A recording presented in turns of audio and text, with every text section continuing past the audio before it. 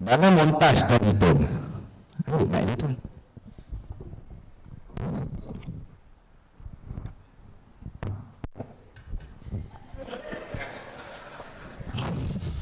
Dalam montaj tadi tu, Tun pemimpin pertama ketika di Bumi Kelantan di Stadium Sultan Muhammad Keempat disaksikan lebih 150,000 hadirin.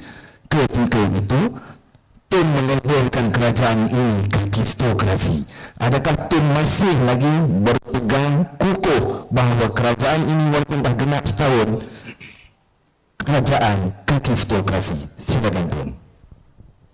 Ya, saya masih pegang kepada kenyataan yang saya buat, yaitu kerajaan ini adalah kerajaan kakitokrasi. Ini perkataan yang kita cuma dengar kerana dia tepat menunjuk imej kerajaan yang ada, iaitu kerajaan oleh salah satu kumpulan orang, termasuk pemimpinnya iaitu Anwar Ibrahim, yang tak tahu berkenaan dengan pentadbiran. Yang dia tahu berkenyataan. Saya dah bilang dalam satu tahun 365 hari kan. Tiap hari ada kenyataan. Buka saja newspaper ada kenyataan. Hari ini nak bagi duit, hari itu nak buat itu, hari ini nak buat ini, jadi nak hapus rasuah, macam-macam, hari-hari. Tapi kalau kita bilang kenyataan dengan perbuatan, kita akan dapati bahawa tak ada yang dinyatakan itu yang dilakukan. Oh, bukan main. Nak bagi 1 bilion ringgit kepada orang kampung, tapi duit tak ada. Gaji pun kadang-kadang tak bayar. Saya tanya ada seorang ahli Dewan Undangan Negeri, pasal apa tak bayar hutang, tak dapat allowance. Pasal apa tak dapat allowance? Dah 3 bulan dah dia tak bagi allowance. Jadi dalam kerajaan ini ada orang yang bekerja tapi tak dapat gaji. Pasal apa tak dapat gaji? Pasal tak ada duit lah. Kerana kita ni hutang cukup banyak. Dan kita hutang 1.5 trilion ringgit. Kalau nak bayar duit, lepas bayar hutang tak ada duit lah. Kerana semua duit yang ada yang didapati daripada cukai-cukai dan sebagainya diguna untuk bayar hutang. Jadi ada defisit, kekurangan dalam bajet kita. Iaitu bajet kita memang besar, tetapi sebahagian daripada bajet itu tak ada duit. Ada defisit, kurang kewangan. Tapi janji nak bagi lebih banyak duit. Macam mana nak bagi duit? Hutang lah. Bila hutang, angka 1.5 trilion pun akan meningkat lah. Jadi negara kita akan berhutang, kalau kita ikat perut, tak belanja, tak makan, 40 tahun baru nak habis hutang. Itulah kejayaan kerajaan yang ada sekarang ini. Macam ada sepolan-sepolan yang kata, buka mulut saja bohong, tutup mulut pun bohong. Ini memang benar. Pasal dulu tak akan kerjasama dengan orang itu orang ini. Zahid pun kata tak akan kerjasama dengan Anwar, tak akan kerjasama dengan DAP. Tapi sekarang ini bersekongkol. Tak tahulah apa dia buat. Tapi inilah orangnya yang cakap lain, buat lain. Angkat sumpah. Wallahi wa billahi wa tallahi. Semua cukup. Angkat sumpah. Tak akan kerjasama dengan Anwar. Tak akan kerjasama dengan DAP. Sekarang suruh orang UMNO undi DAP. Ini DAP ni musuh ketat UMNO. Macam manalah orang UMNO nak undi DAP. Sebab itu sokongan kepada UMNO pun merosot. Dulu UMNO boleh menang sampai 80-90 kursi. jatuh kepada 50 kursi, jatuh lagi kepada 26 kursi, jatuh lagi kepada 16 kursi. Dan satu orang kata, kalau terus bersekongkol dengan DAP, pilihan raya akan datang, UMNO akan dapat kosong. Tak ada siapa nak sokong. Kenapa? Kerana pemerintahan yang ada sekarang ini, yang mana UMNO ada bersama, pemerintahan ini pemerintahan kakitokrasi, iaitu kerajaan orang yang tak tahu macam mana nak mentadbir negara, yang tahu cuma nak pelepas diri daripada masuk jail. Itulah matlamat perjuangan Zahid. Dia masuk nak kerjasama dengan Anwar pasal nak lepas diri. Dan hari ini kita dapati dia tadi dia sebut kononnya mahkamah tidak lagi teruskan perbicaraan berkenaan dengan 47 kes terhadap Zahid, tetapi bukan mahkamah. Yang membuat keputusan itu ialah Attorney General, iaitu pendakwa raya dan Perdana Menteri. Jadi Perdana Menteri dan pendakwa raya sudah ambil alih tugas mahkamah dan tak bagi tahu langsung kepada mahkamah. Tak ada sebab yang mereka tarik balik, tiba-tiba mereka tidak membuat pendakwaan lagi. Dengan ini terselamatlah Zahid. Inilah yang kita lihat kecapaian kerajaan PHBN ini. Tak ada satu pun yang dibuat. Semua janji dan janji, tapi duit tak ada. Pasal apa duit tak ada? Pasal guna duit untuk sogokkan. Siapa sokong dapat peruntukan, tak sokong tak dapat peruntukan. Ini rasuah lah. Guna nak hapus rasuah, tetapi sebaliknya nak dapat sokongan pun guna rasuah. Jadi inilah kerajaan yang sudah memerintah selama 365 hari dan tak ada satu pun yang kita dapat lihat. Tak ada jalan, tak ada apa pembangunan pun. Yang kita tahu Perdana Menteri sekejap-sekejap pergi luar negeri. Dan saya diberitahu Perdana Menteri tak masuk pejabat pun. Dalam satu minggu kadang-kadang sekali je masuk pejabat. Semua yang lain semua buat kenyataan. Itulah pencapaian kerajaan PHBN. Terima kasih Tun. Mukadimah Tun tentang kerajaan PHBN. Okey, Hisham. Tun dah bagi mukadimah. Sebelum kita pergi ke satu sudut ekonomi dan politik dan lain-lain lagi, saya nak tanya Hisham. Kerajaan tepat, hampir tepat, apa yang kajian yang dibuat, survei yang dibuat oleh Ilham Center, dan juga di satu pihak di sebelah sana mengatakan cacat. Anwar Ibrahim mengatakan kajian itu cacat. Isyamuddin turun ke lapangan, Anwar tak turun ke lapangan. Jadi penerimaan marhai lebih memihak kepada kajian yang dibuat oleh Ilham Center. Jadi saya nak tahu dari mana kajian dan survei itu yang dibuat yang hampir tepat walaupun dinafikan oleh Perdana Menteri. Silakan. Assalamualaikum warahmatullahi wabarakatuh. Masih pada saudara moderator yang berbahagia, Ayana Tun. Saya cuba menjawab soalan berkenaan dengan bagaimana respon badan kajian sebab kami yang menerima mungkin pandangan yang mengenepikan dapatan kajian.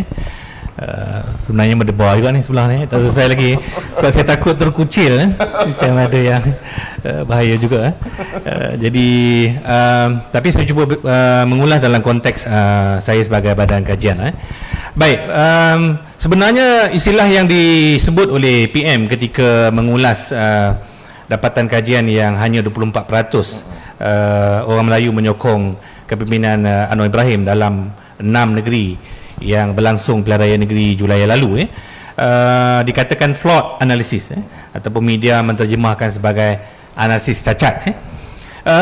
Saya melihat kenyataan itu, pertama sekali sebagai badan kajian kami agak terkejut menerima respon daripada pemimpin utama negara yang menolak kajian bagi saya secara mentah berhubung dengan dapatan kajian yang dikemukakan. Macam tadi ada 2,400 sampel yang kami ambil, dan yang terbaru yang mengalami nasib yang sama ialah daripada Merdeka Center.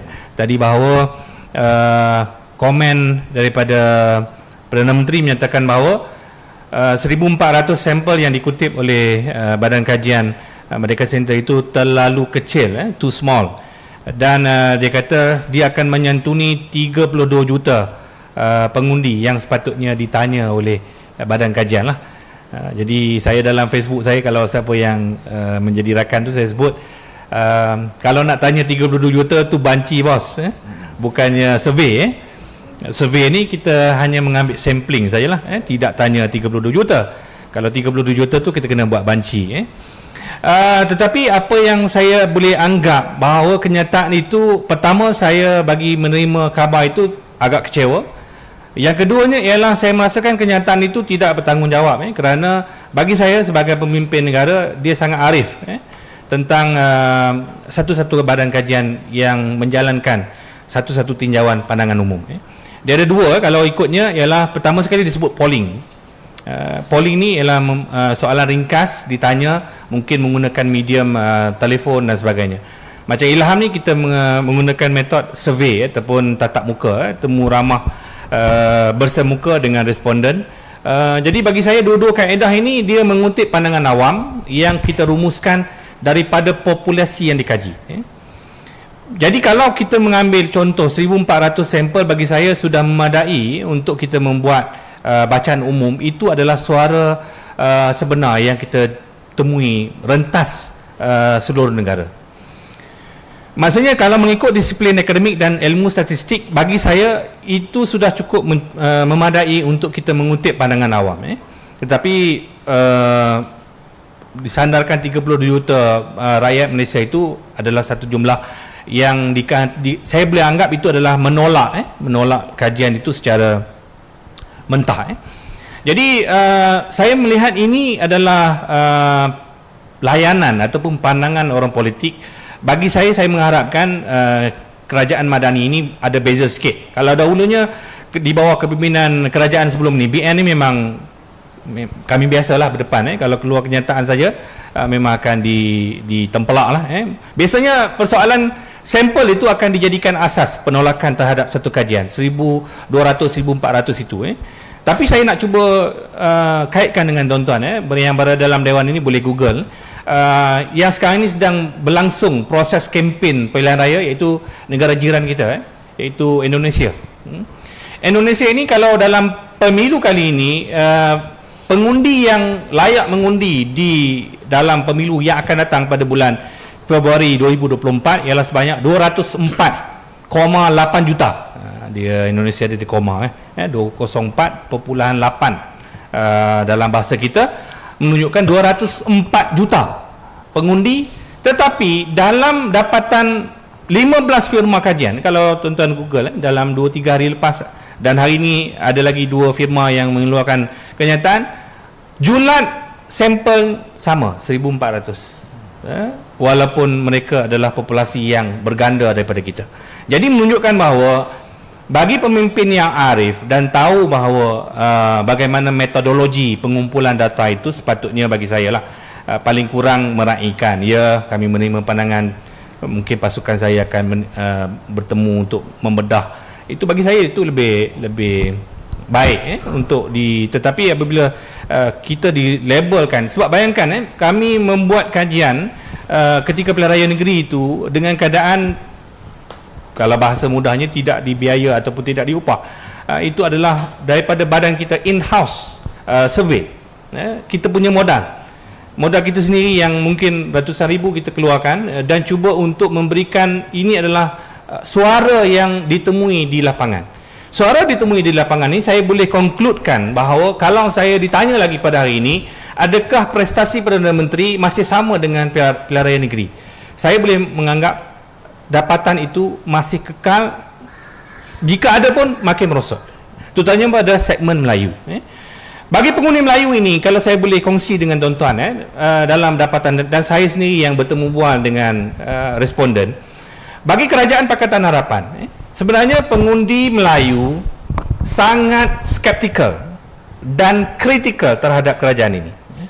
Dan ini terserlah dalam kajian pilihan raya negeri yang lepas, walaupun Perdana Menteri ketika itu dia tahu bahawa sokongan datang daripada segmen Melayu agak kurang dalam PRU yang lepas, terutama anak Melayu. Jadi apa yang dibuat oleh PMO ketika itu ialah menyusun jadual Perdana Menteri turun ke kampus, pergi bertemu dengan mahasiswa kampus, satu kampus ke kampus yang lain, dengan harapan akan mendapat lonjakan sokongan daripada segmen belia ataupun anak muda ini. Tetapi apa yang berlaku di dalam keputusan sebenar, tidak ada perubahan. Tidak ada perubahan. Malahan makin merosot. Merosot ini bagi saya kerana semasa dalam pilihan raya umum yang lepas, segmen Melayu ini dia terpecah kepada 3 segmen. Jadi masa itu ada 3 atau 4 penyuru, tetapi tersudut kepada 3 penyuru utama saja. Pakatan Harapan dapat sedikit, tetapi undi Melayu itu tertumpu kepada Perikatan Nasional. BN seperti mana ulasan Tun tadi, kekal tinggal 26 kursi. Jadi apa yang dapat dirumuskan dalam pilihan raya umum ketika itu tertumpu kepada 3, terpecah lagi pada 3. Tetapi semasa pilihan raya negeri, dia sudah matang. Pengundi Melayu dah tahu battle ini hanya ada 2 saja, sama ada Pakatan Harapan plus BN dan juga Perikatan Nasional. Sebab itu Perikatan Nasional enjoy tambahan sokongan daripada segmen Melayu. Itu yang berlaku. Dan ketika saya bertemu dengan Ayahanda Tun kata, jangan lupa bahawa sumbangan itu datang apabila GTA tidak mencabar di dalam pilihan raya negeri, itu yang menyumbang kepada segmen Melayu tidak berpecah dan akhirnya tersudut kepada Perikatan Nasional. Kekal sokongan Melayu kepada Perikatan Nasional, merosot kepada BN. Tetapi bagi kerajaan, mereka saya boleh sifatkan in denial syndrome, dalam keadaan penolakan bahawa dengan usaha Anwar Ibrahim ataupun Perdana Menteri yang saya anggap lebih kepada self-centric, lebih kepada individu, yang mana dia kalau ikutnya lensa ini dia macam penyanyi rock lah, pop star, sedang buat show. Tetapi masalahnya dia nak menyanyi, dia nak main drum, dia nak main gitar, semua dia nak sapu semua. Jadi itu yang berlaku, self-centric, menyebabkan dalam kajian prestasi baru-baru ni saya tidak menolak bahawa sebenarnya kelebihan tertumpu kepada kerajaan ini, lebih tertumpu kepada batang tubuh Datuk Seri Anwar Ibrahim, tetapi menenggelamkan peranan-peranan menteri ataupun jemaah kabinet beliau. Bayangkan dalam membawa pelaburan asing pergi ke negara lain, Menteri MITI pun diam, Menteri Ekonomi pun tenggelam, Menteri Luar tenggelam. Kalau tengok Menteri Luar boleh update hanya berlari berjogging saja di US. Maksudnya dia tidak dapat memaparkan gerak kerja. Akhirnya semua istilahnya disapu oleh Perdana Menteri. Jadi dalam keadaan ini semua isu yang berlaku boleh dikatakan tertumpu kepada Perdana Menteri. Jadi apa semua isu-isu yang berlaku akhirnya semua akan dihalakan Perdana Menteri. Balik pada luar negeri ada PMQT. Dan saya rasa pada pengamatan saya, pada hemat saya, ini pertama kali Perdana Menteri di dalam parlimen yang bagi saya agak panas, agak panas. Berbanding Perdana Menteri atau mantan-mantan Perdana Menteri sebelumnya di sesi parlimen, bagi saya biasanya kalau orang tua kata otak sejuk sikit lah, dia agak cool. Tapi kalau kita tengok dalam PMQT, dalam 3 PMQT sebelum ini, saya melihat itu agak lebih tense situasi kepada Perdana Menteri, dan beliau akan mengulang-ulang kerajaan ini stabil. Kalau boleh jangan tebuk atap. Bagi saya kalau kerajaan ini sudah 2/3, kenapa takut lagi, dan sepatutnya menumpukan kepada agenda yang lebih besar, yang mana rakyat sekarang ni dalam kajian saya nyatakan tadi memang sangat terkesan dengan ekonomi yang kita akan ulas mungkin dalam pusingan berikutnya. Saya pulangkan kepada Saudara Fadli. Terima kasih Hisham.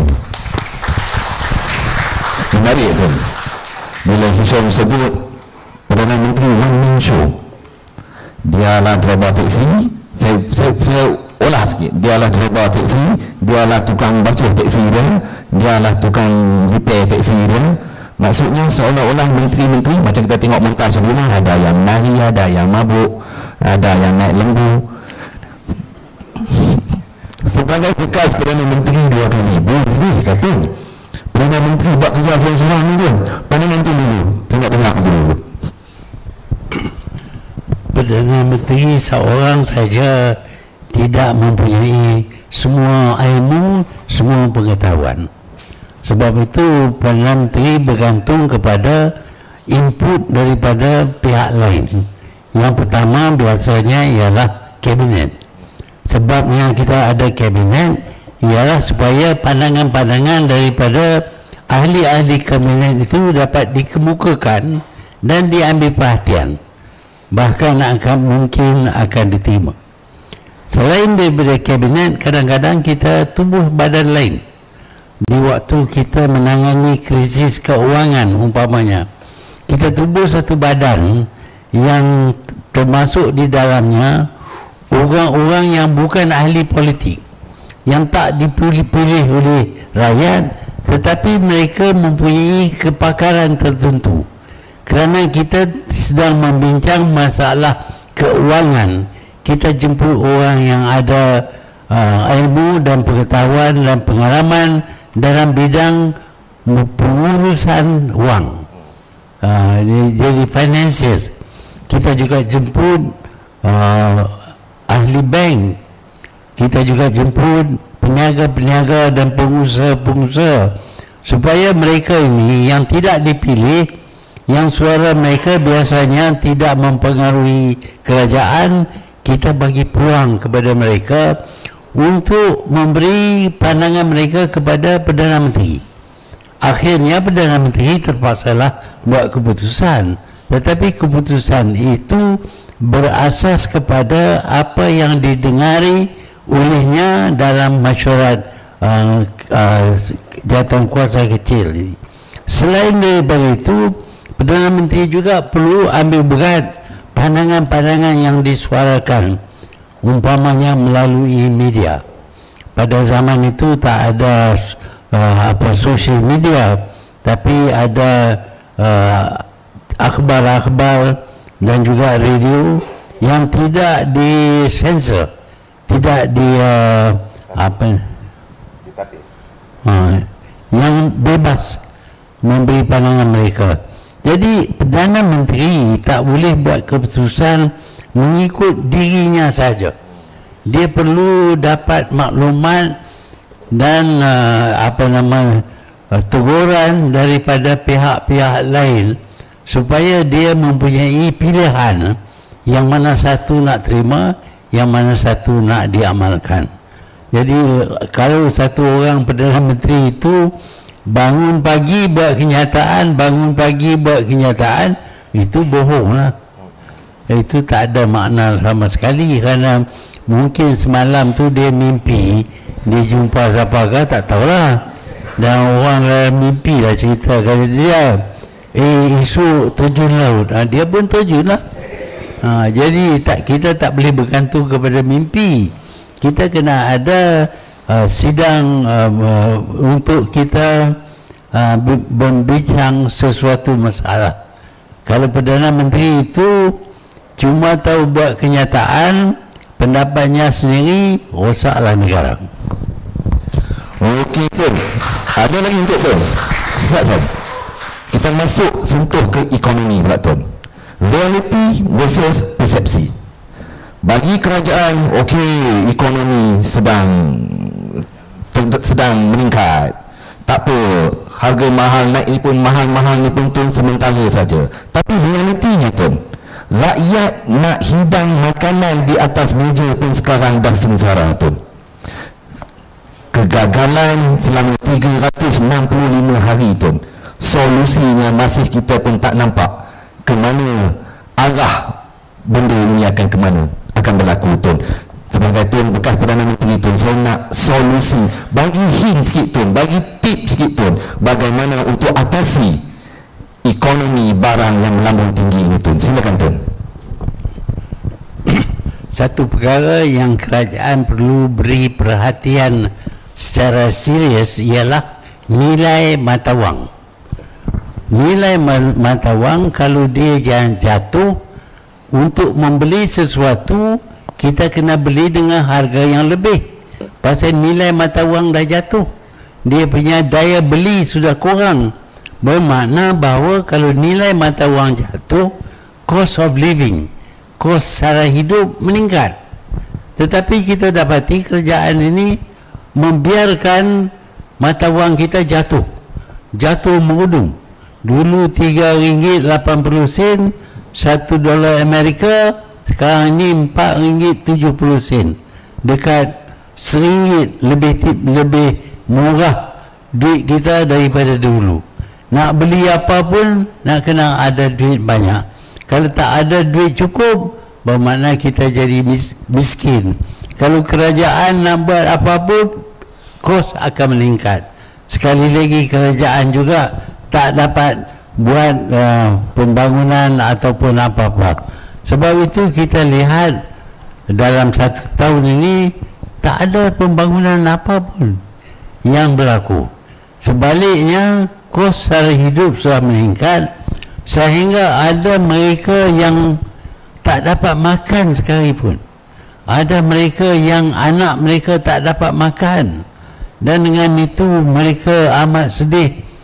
Ada orang berkata ada yang bunuh diri pun sebab mereka tak dapat membiayai makanan bagi anak mereka, bagi isteri mereka. Soal ekonomi merosot ini semua orang tahu. Ekonomi kita tetap merosot, tapi tak ada pengakuan daripada kerajaan bahawa ekonomi merosot. Dalam akhbar hari-hari kita dengar, ekonomi kita cukup baik, tumbuh dengan peratusan itu, peratusan ini. Tetapi hakikatnya ialah harga barangan naik, cost of living naik, ramai orang yang tak dapat makan pun, dan ramai orang yang tak ada kerja pun. Jadi lebih utama ialah kenyataan berkenaan dengan keadaan yang sebenar, bukan dakwaan yang dibuat melalui surat khabar kerana ada ucapan yang dibuat oleh menteri ataupun pakar-pakar yang dipilih oleh mereka. Kalau pakar itu membuat kenyataan yang tak sebulu dengan kerajaan, dia tak dapat kerja lah, tak akan dijemput lagi. Cuma pakar yang akan sokong kerajaan saja yang diberi peluang memperkenalkan pendapat mereka. Terima kasih Tun. Saya nak panjangkan soal ekonomi ini kepada Hisham. Saya ada tengok, saya ada menonton apabila survey yang dibuat oleh Ilham Center tentang 44% lebih rakyat Malaysia lebih mempedulikan, lebih mengutamakan sara hidup ini, living cost ini, bukannya politik sana politik sini. Silakan bro. Baik, kalau kita membuat kajian di lapangan, memang itu adalah penyataan bagi saya common lah. Rakyat minta kerajaan menumpukan dalam pemulihan ekonomi dan memperbaiki yang berkaitan dengan kos sara hidup. Itu biasa dan akan mendapat peratusan yang tinggi. Dalam bidang kajian saya dah 17 tahun dalam survey, dan disclaimer sikit lah, Ilham ni kadang-kadang orang kata milik Tun Daim, dia kata kaya Ilham ni, ada menara Ilham, tak ada kaitan lah. Dan ketika kami membuat tinjauan, dan tumpuan Ilham ni sebenarnya lebih kepada segmen Melayu lah, sebab itu dalam banyak perkongsian kami lebih kepada fokus kepada segmen Melayu. Kalau kita lihat 44% itu memang datang daripada segmen Melayu. Orang Melayu memang terkesan dengan kenaikan harga barang, dan juga kos sara hidup yang makin meningkat. Jadi dan perkara ini sebenarnya evergreen lah. Kalau mana-mana kerajaan pun dia akan berdepan perkara yang sama. Tetapi sejauh mana kerajaan bertindak balas atau memberikan paling kurang lah gambaran kedudukan ekonomi yang lebih baik. Sebagai contoh, paling kurang dia nampak lah tahun depan ataupun anak dia yang keluar U ni ada kerja. Yang berlaku dalam COVID baru-baru ni ialah yang mana dia ada pekerjaan, mereka hilang pekerjaan. Sebagai contoh, yang berada di Felda ataupun di kampung, anak yang bekerja di Kuala Lumpur, di Selangor dan sebagainya, hilang pekerjaan, balik menumpang di rumah ibu dan bapa. Balik itu dia balik berkeluarga. Balik itu dia akan balik kepada drama Melayu lah, kan? Mother-in-law, father-in-law punya krisis lah. Itu sosio budaya punya isu. Dan yang keduanya ialah beban kepada pendidikan. Pendidikan yang kedua besar ialah apabila semasa COVID pelajar dia akan terlepas, iaitu ada sekarang ni ada gap, jurang ni. Tuan-tuan boleh tengok dalam laporan pelajar yang tingkatan 1, tingkatan 2 sekarang ni, dia mengalami pendidikan yang tertinggal disebabkan pasal COVID itu. Dia mengganggu terutamanya di kawasan pedalaman. Di kawasan bandar tidak ada masalah. Di pedalaman, dalam satu kajian saya pergi itu, ketika PKP yang boleh keluar sekejap, kami buat tinjauan ketika itu, tajuknya ialah reformasi institusi di kalangan Melayu Muslim. Saya ada kongsi dengan yang Datuk dapatan kajian itu. Ketika saya turun di Kuala Kangsar, Padang Rengas, adik-adik yang kami pergi itu dia tak sama dengan yang duduk di Ipoh, mungkin di Kuala Lumpur. Di sana main biji getah. 2 tahun tak pergi sekolah. Pergi jumpa dengan responden mak dia, pertama sekali menangis lah. Pertama sekali kalau tanya dah menangis. Yang kedua dia minta duit. Dia ingat kita ni datang daripada mungkin politician mana bagi bantuan kan. Kita datang survey. Jadi itu saya nak bagi gambaran pada tuan-tuan yang dihadapi oleh rakyat. Kebergantungan kepada parti politik ataupun tokoh politik yang menjanjikan dalam pilihan raya bulan dan bintang. Jadi mereka mengharapkan satu benda yang boleh melegakan, walaupun tidak paling kurang melegakan nafas dia orang dalam perbelanjaan harian keluarga masing-masing. Itu yang kita dapati.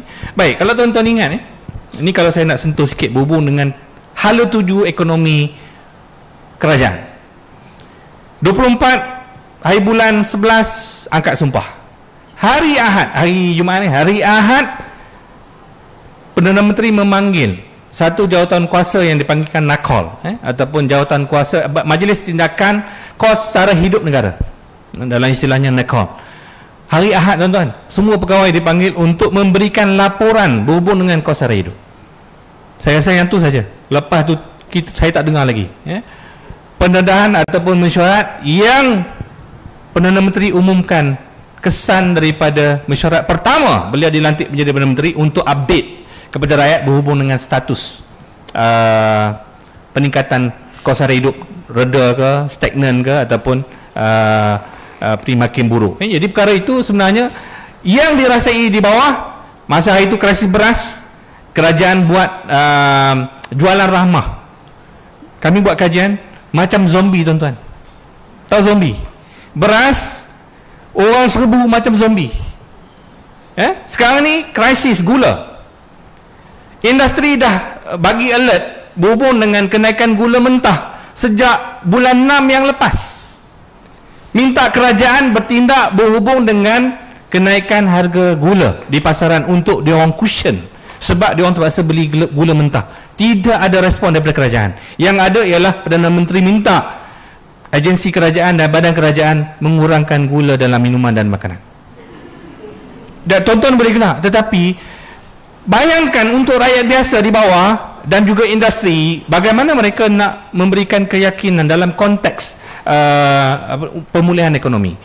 Jadi saya tak pasti mungkin dalam sekarang ni tuan kata banyak tumpu luar negara sebab berlaku Israel Gaza, dan dia adalah mungkin dahulunya dalam ABIM PKPM adalah menjuarai isu Israel Gaza dan sebagainya, maka menjadi tanggungjawab. Tetapi dalam konteks ekonomi, rakyat dia tidak akan lari tumpuan. Dalam kajian, walaupun apa isu yang berlaku, dia akan kaitkan dengan perbelanjaan harian dia. Sebab itu apa yang berlaku dalam jualan rahmah ke, menu rahmah ke, ataupun mana-mana jualan murah, rakyat akan mencari penyelesaian untuk menjimatkan kos perbelanjaan harian mereka.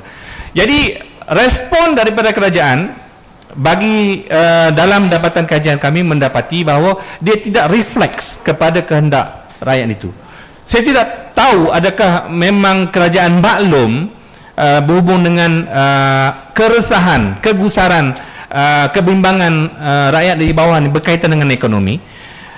Bahkan hala tuju ekonomi. Saya pun, kalau saya lah sebagai pengamat politik dan juga yang mengkaji membuat tinjauan ini, saya pun tidak nampak fokus ke mana ekonomi nak dibawa dan memberikan sedikit kelegaan. Paling kurang begini, graduan yang keluar bekerja sebagainya, yang berlaku sekarang ni ialah e-hailing ataupun mereka yang bekerja dalam industri hailing lah, bertemu dengan Perdana Menteri untuk menyelesaikan isu berkaitan dengan komisen yang diterima itu diambil oleh provider ataupun provider yang mengenakan charge ataupun komisen yang menekan mereka. Pertemuan itu di dalam saya rasa pertemuan itu sebelum pilihan negeri. Lepas pada itu tak ada. Senyap. Tak ada perkembangan, dan saya yakin perkara itu tidak dituntaskan. Sebab itu dalam satu wacana Malaysia kini anjurkan dua malam lepas, yang salah seorang panel mengatakan bahawa Perdana Menteri sembang hebat tetapi pelaksanaannya itu agak lemah. Jadi bagi saya ini yang dituntut oleh rakyat, bahawa pendekatan untuk memandang lebih kepada rakyat sendiri berhubung dengan perkara yang berlaku dalam Kemelut, terutamanya dengan ekonomi. Jawapan itu pada soalan Fazli. Terima kasih Huson. Okey Tom, saya menerima lebih daripada 15 soalan yang lebih kurang sama. Marhain di luar sana mungkin kurang arif daripada angka, data, terutamanya di luar bandar. Mereka nak soalan jawapan yang secara terus. Mereka suruh saya ajukan soalan ini kepada Tun. Okey Tun, 365 hari ketika Tun menjadi Perdana Menteri ke-7 kerajaan PH 1.0 dibandingkan dengan kerajaan PH Anwar Ibrahim 2.0. 365 hari Tun menjadi Perdana Menteri ke-7, harga minyak masak 5 kg botol besar RM17.99, harga telur RM6 sepapan grade C, harga ayam RM5.99. Marhain bertanya, kenapa Tun boleh, kenapa Anwar Ibrahim yang dikatakan Menteri Kewangan terbaik Asia tak boleh? Silakan Tun.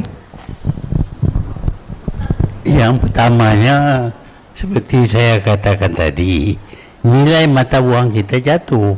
Bila nilai mata wang jatuh, bermakna harga meningkat. Sebab itu mereka tidak dapat membeli. Lagipun peniaga, mereka berniaga untuk cari untung. Kalau nak dijual dengan harga yang tak menguntungkan, mereka tak akan mengeluarkan bahan-bahan ini. Jadi sebab itu tak ada bekalan yang cukup untuk keperluan rakyat. Kalau kita dapati bila di supply kurang daripada demand, harga meningkat lagi. Itu biasalah. Apa juga barang yang kita jual, kalau kita punya supply, kita punya bekalan kurang daripada permintaan, maka harga akan naik. Peniaga akan cuba mendapat keuntungan yang lebih daripada jualan mereka. Jadi semua ini menyumbang kepada cost of living yang meningkat. Dan bila cost of living meningkat tetapi pendapatan rakyat tidak meningkat, mereka akan menghadapi masalah. Mereka tidak boleh hidup seperti biasa. Mereka tidak boleh beli barangan seperti biasa. Bahkan mereka tak boleh makan pun seperti biasa. Ini yang menyerangkan negara kita sekarang. Jawapan kepada itu ialah supaya kita kawal nilai mata wang kita, jangan dia naik terlalu sangat. Dengan itu kita boleh beli keperluan kita tanpa kenaikan harga. Dan kita juga perlu menentukan bahawa penduduk di negara kita ini mendapat pendapatan yang mencukupi. Peluang pekerjaan umpamanya, kalau ekonomi sudah merosot, tidak ada pelaburan, maka peluang kerja akan berkurangan. Bila peluang bekerja akan berkurangan, maka rakyat tidak ada punca pendapatan. Jadi semua ini menyumbang kepada masalah yang dihadapi oleh rakyat. Mereka tertanya-tanya, apa yang kerajaan buat? Tak buat apa. Nilai mata wang jatuh, tak apalah, itu dia biasanya macam itu. Tapi bukan biasanya macam itu. Dulu pun kita telah alami kejatuhan nilai mata wang, dan kita ambil tindakan supaya mengeluarkan mata wang kita daripada pasaran. Dengan itu kita selamatkan negara kita. Bukan negara kita saja, negara lain juga selamat. Tetapi kerajaan pada hari ini tak mampu nak fix exchange rate, kerana mereka takut kalau fix exchange rate dan pasaran tidak terima nilai baru, maka mereka akan menghadapi masalah. Kita juga hadapi masalah dulu, tapi kita wujudkan beberapa jawatan kuasa untuk menangani masalah yang timbul kerana kita fix mata wang. Kita kena refinance bank, kita kena kurangkan tekanan non-performing loans, kita kena tangani masalah hutang yang tak dibayar. Semua ini boleh dibuat, dan telah kita buat, dan kita berjaya sehingga IMF dan World Bank mengakui bahawa cara Malaysia adalah cara yang terbaik.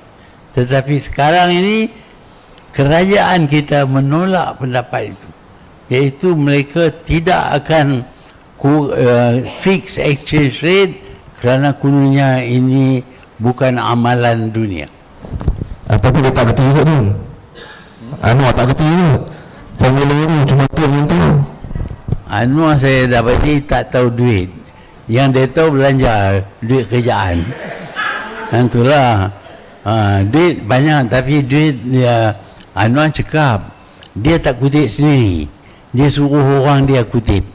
Jadi sebab itu masa dia jadi timbalan Perdana Menteri dalam kabinet saya dapati tiba-tiba Ketua Pemuda UMNO mempunyai 240 juta ringgit. Dan itu kutipan lah yang dibuat oleh Ketua Pemuda UMNO kerana diberi peluang oleh pihak Anwar. Dia sendiri bersih, tapi orang dia kutip duit, dia pun balai lah sama. Itulah cara Anwar. Dan sekarang ini duit kerajaan diguna untuk umpan parti lawan supaya menyokong dia. Kita dapati hari ini ada sudah 5 orang yang membuat kenyataan mereka menyokong Anwar tetapi tak keluar daripada parti. Kenapa mereka sokong? Seperti kata ahli daripada Labuan, dia kata bila sokong dapat duit. Kalau sokong dapat duit itu rasuah lah. Tapi kata kami tak ada rasuah, tapi kami bagi duit sikit lah.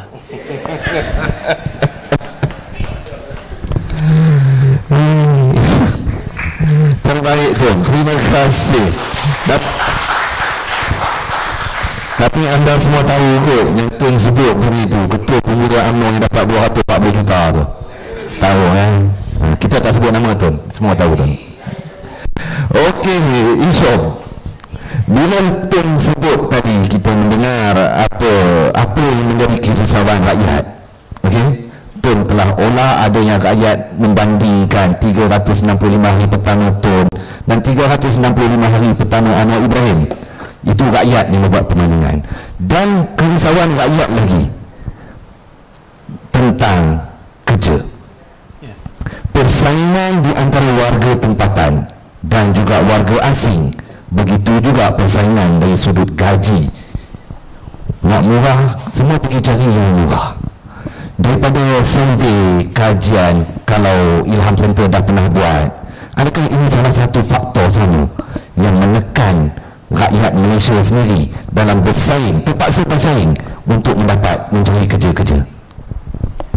Baik, dalam kajian ni berkaitan dengan respon sikit berhubung dengan ada juga konotasi ataupun dikatakan Melayu malas yang baru ni yang jadi isu seorang usahawan tekstil daripada Johor yang Makcik Kemboja mengatakan Melayu malas. Dalam kajian ni sebenarnya apa yang kita jumpa, generasi yang muda ni, generasi muda ni yang kita temui ialah mereka sebenarnya rajin, tetapi mereka tidak mahu terikat dengan kerja yang mengikat. Sebab tu dia orang terikat dengan e-hailing, bawa food panda dan sebagainya. Dia orang boleh bekerja dengan masa yang mereka boleh urus sendiri. Itu yang menjadi trend sekarang lah.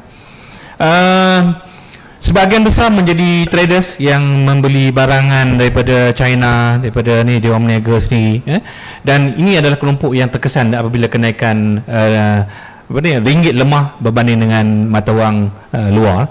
Akhirnya sebagainya memang tidak dapat continue dengan bidang mereka menjadi usahawan untuk membeli barangan daripada luar negara. Tetapi dalam kajian ni apa yang saya cuba kupas dalam konteks orang Melayu, sebab apa yang kita temui dalam kajian iaitu sebenarnya perkara yang berlaku sekarang ni ialah dalam konteks politik dan juga ekonomi, dia terbelah dua sekarang ni. Dia terbelah dua. Yang menyokong Pakatan Harapan ataupun kerajaan sekarang ni ialah boleh dikatakan minoriti daripada segmen Melayu, majoriti daripada bukan Melayu. Bukan Melayu pula dalam kajian, kalau yang terbaru di Pulai sebenarnya yang kami temui, sebenarnya bagi segmen, contohnya bagi pengundi Cina. Pengundi Cina ni dalam mungkin tak sampai setahun lagi ketika itu, tetapi sudah mula berbunyi bahawa mereka tidak nampak ala tuju bagaimana ekonomi itu boleh dipulihkan. Walaupun tempoh ada yang mengatakan bahawa tak adil untuk menghukum kerajaan ini kerana tak sampai satu penggal, baru setahun. Tapi yang lebih kritikal bahawa kalau setahun pun tak nampak ala tuju, 4 tahun ke depan lagi langsung tak nampak lah. Jadi itu adalah hujah-hujah yang berlaku bagi segmen bukan Melayu yang bagi saya sudah divided.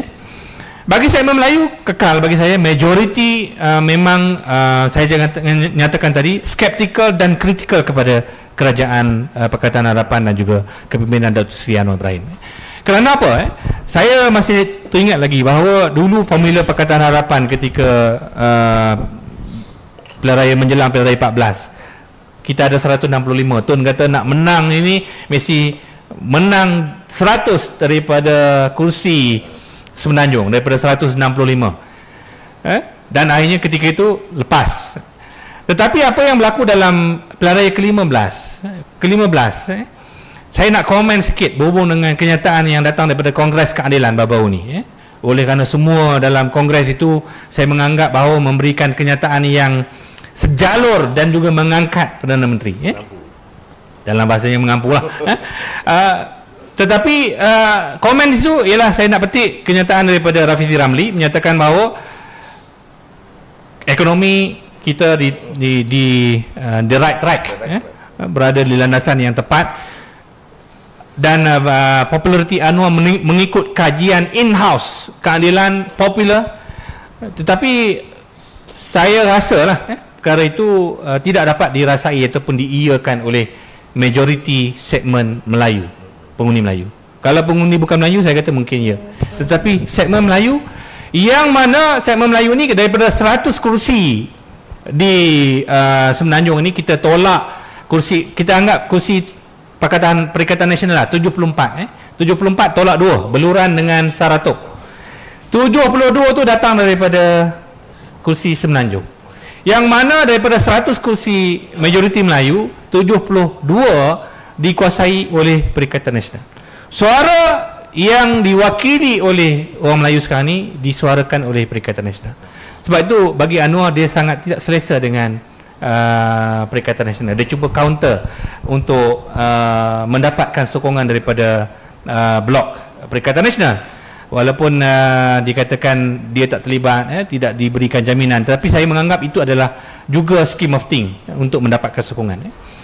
Berbalik kepada naratif Jalur Melayu ini. Jalur Melayu ini bagi saya setakat ini masih lagi berada dalam jajaran blok yang kontra dengan apa yang dibawa oleh Perdana Menteri. Dan kajian ini dia akan terbelah dua. Memang saya yakin, memang terbelah dua. Kalau kita tanya saja orang Melayu, dia sangat kritikal. Dia akan menolak secara mentah apa yang dilakukan oleh kerajaan sekarang ini. Jadi sentimen ini yang paling kuat sekarang ini datang daripada segmen anak muda. Kita tahu bahawa 6 juta pertambahan daripada pengundi yang masuk ialah datang daripada umur 18 tahun hingga 20 tahun. Segmen ini masih lagi belum mampu menganjak sokongan kepada Pakatan Harapan dan kerajaan buat masa ini. Dan saya yakin kerajaan cuba untuk mendapatkan, tetapi saya tidak nampak bagaimana agenda ataupun naratif ekonomi yang menjurus ke arah segmen anak muda ini. Jadi buat masa ini untuk anak Melayu, dalam kajian kami dalam pilihan raya negeri, saya berkongsi dengan Tun tadi dalam satu, banyaklah dapatan-dapatan, tapi yang saya menarik sekali saya temui dalam satu grup yang anak muda tingkatan 6 di Kuala Kelawang, Negeri Sembilan.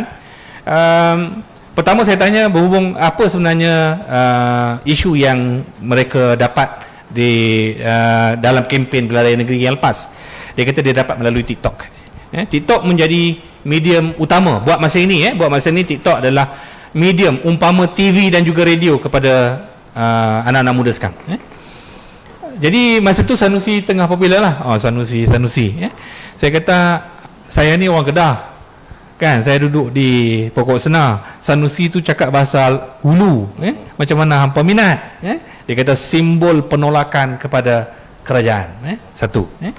Baik, yang kedua saya kata kenapa adik menolak kerajaan ini, kerajaan Pakatan Harapan dan juga BN. Sedangkan kerajaan ini Anwar Ibrahim, Datuk Seri Anwar bertemu dengan mahasiswa kampus, tampil dengan busana Melayu, pergi luar negara pakai songkok, tidak hilang kemelayuannya. Kenapa tak sokong lagi? Tahu apa jawapannya tuan-tuan? Yang bagi saya jawapan yang di luar daripada andaian saya ataupun saya punya hipotesis. Dia kata parti dia bukan parti Melayu bang. Jadi maksudnya ada garis pemisah yang besar yang perlu dipecahkan oleh Anwar Ibrahim untuk mendapatkan segmen ini. Jadi buat masa ini saya tidak nampak garis itu berjaya untuk menarik segmen anak muda Melayu. Dan bagi saya masih lagi terpisah dua. Dan kerajaan kalau begini gayanya, ke depan bagi saya segmen Melayu dia akan against kerajaan of the day. Terima kasih. Berapa besar ini bro? Sokongan Melayu kepada Anwar Ibrahim hingga kini lebih kurang sama ada meningkat ataupun makin merosot. Okey, sebelum Pilihan Raya 14, Anwar Ibrahim saja ataupun Pakatan Harapan yang diketuai oleh Seri Anwar, the best percentage ialah 15%. Paling tinggi. 15%. Tetapi ketika Pilihan Raya ke-14 ada lonjakan apabila Tun dan juga Bersatu masuk. Jadi ada tambahan sokongan Melayu itu, dia melepasi angka yang 15 tadi, dia ada nilai tambah. Jadi yang sekarang ni saya rasa dia sekitar itu saja, bawah 20% segmen itu. Ada pertambahan tetapi tidak begitu signifikan. Okey, terima kasih. Kita dah dengar apa yang dikatakan Tun dan juga Hisham tentang ekonomi sudah sedikit. Kemudian Tun sentuh tentang tambatan ringgit, walaupun dia orang tak nak ikut, tapi Tun dah bagi itulah formula terbaik buat masa kini untuk menyelamatkan ekonomi negara. Sekarang pula Hisham tarik pula kita masuk balik ke dalam politik. Saya ingat nak keluar pada politik lah Tun, dia tarik masuk balik.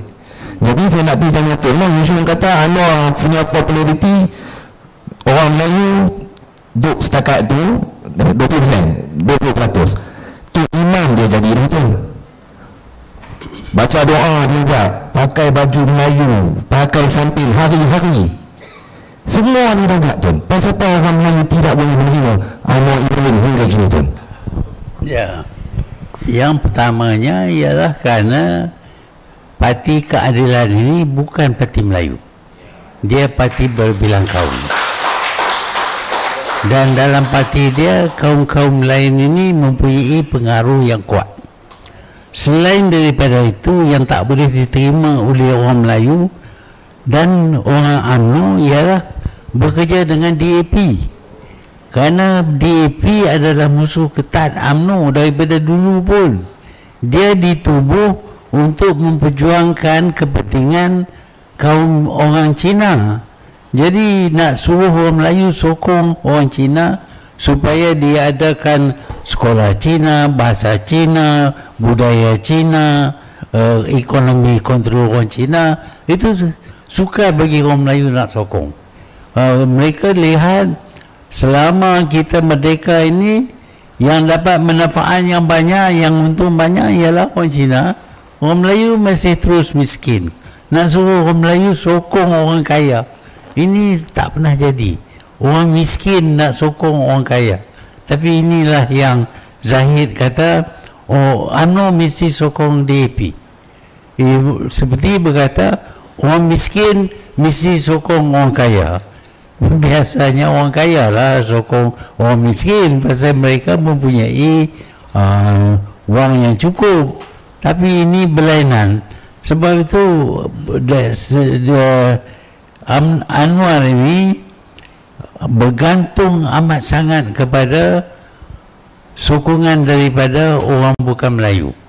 Kalau tak ada sokongan orang Melayu, dia tak ada sokongan bukan Melayu, dia akan jatuh. DAP saja mempunyai 40 kursi. Dan dalam keadilan pun ada banyak lagi yang bukan Melayu. Dan kita dilihat dasar-dasar Anwar tidak memihak kepada UMNO, kepada orang Melayu. Bahkan apabila DAP mengisytihar bahawa negara kita ini bukan negara orang Melayu, bukan tanah Melayu, tapi tanah milik berbagai kaum, Anwar bersetuju. Kita tak boleh bersetuju kerana ini adalah negara kita dan mereka datang daripada negara lain menumpang di sini. Tak bolehlah orang yang tumpang kata, ini negara kami bukan negara kamu. Ini Anwar bersetuju dan berkali-kali menyatakan bahawa bukan saja orang Melayu ada di Malaysia ini, orang bukan Melayu pun ada. Ya, kita memang kita terima orang bukan Melayu pun ada. Tetapi nak kata orang bukan Melayu ini memiliki negara Melayu, itu kita tak boleh terima. Malaysia adalah tanah Melayu dan akan kekal sebagai tanah Melayu. Baik Tun, saya sokong 110% Malaysia kekal sebagai tanah Melayu. Dan kepada Anwar Ibrahim, janganlah bodoh sombong. Yang mana pandangan yang diberikan oleh negarawan tentang tambatan ringgit, ekonomi dan ini adalah tanah Melayu, belajarlah terima kenyataan itu dan berubahlah demi 33.7 juta yang semakin hari semakin dihimpit sengsara dengan keadaan ekonomi Malaysia. Okey Hisham,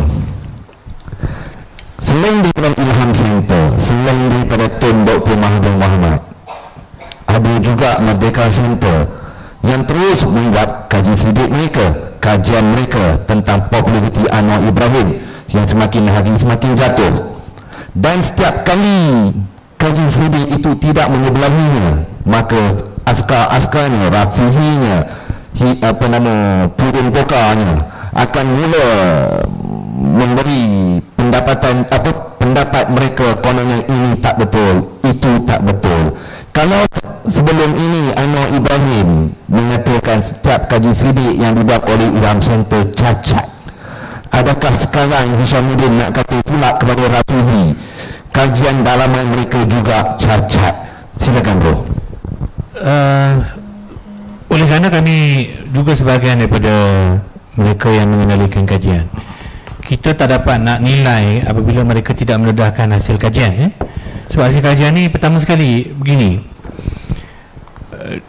dia ada juga kajian yang biasanya bersalahan dengan pandangan awam. Ada.